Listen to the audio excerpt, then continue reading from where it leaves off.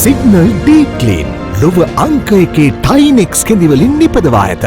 Another crisis is the crisis of food security, and previous government's decision to go organic and burn fertilizer has to do with that, along with the global rise in food inflation in the wake of Ukraine war. If I ask you, what are you doing to address that issue? We set up a food security program. The Ministry of Agriculture and the Ministry of Home Affairs, Ministry of Irrigation have also come up with their plans, and it's basically to how do we get over the shortages from now until February. We are going all out to get sufficient funds so that we could start the next cultivation season, which is basically the long season again, starting from about October, November, going into January. Once we get fertilizer, we need about $500 to $600 million.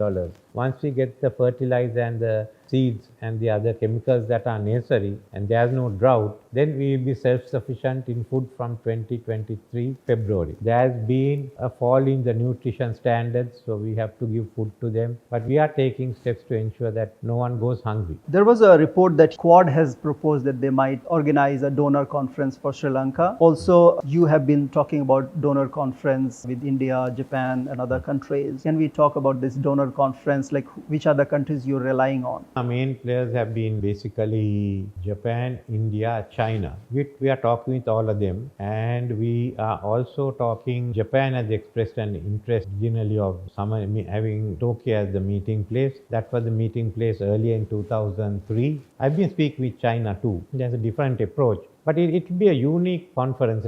Other players will come in US and all will be there. But of the three main players, only one belongs to the Paris Club. So you will see on one hand the Paris Club, on the other hand the BRICS. Then the other way around, you will see two members of the Quad and one member of the Belt and Road Initiative. So it will be a geopolitical conference of interest. You mentioned that you will be approaching Russia for fuel. I heard that you will be sending your minister to Russia. A minister will be visiting Moscow sometime later this week or early next week. When you go for IMF, and you also talked about other donors such as World Bank, they also ask you to go for austerity measures, which means a lot of pain for the working class. Can you talk about what your plans, as you said that you don't want anybody to starve. So there is a dichotomy here because the loans will put you a lot of conditions. How will you balance that, and what are your plans? The interim budget seeks to add another 200 billion rupees to the welfare program. So looking at the situation, we'll decide how much more is required for welfare in 2023. Already we've set aside money, and this is an increase of the funds, and I hope that will be sufficient together with the food program we are driving. Regarding the political reforms, the proposal you came up that it will cut president's power, but still the president still retains some of the powers.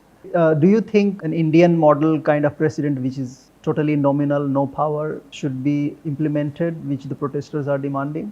We've got to get people to sit down. I don't think the protesters had very many demands. They just wanted to change. The groups that won the executive presidency, abolish came up as one solution. But that for them was the alternative to the president leaving. One group wanted the president to leave, and this group said, well, we'll abolish the executive presidency. So in a sense, they gave an alternative, and the president took the second alternative. No, it's not only a question of just abolishing the executive presidency. How do you make parliament strong? I mean, we just can't have a system where the cabinet only runs it. So what I'm doing is to open up parliament, but it's also how do we accommodate the views, how do you open it out to the young people, the youth. They feel they have been left out by the present system, and that's valid. I think it's a valid point that they have made, and the parties have to open it.